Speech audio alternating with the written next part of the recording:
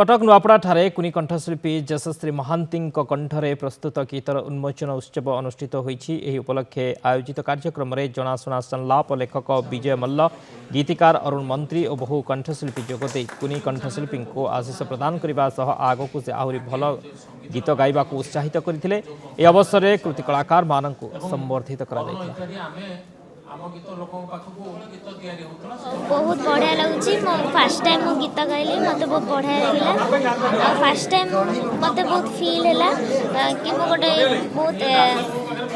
बहुत भाव मो गीत गाऊँ मत बहुत भल लगे।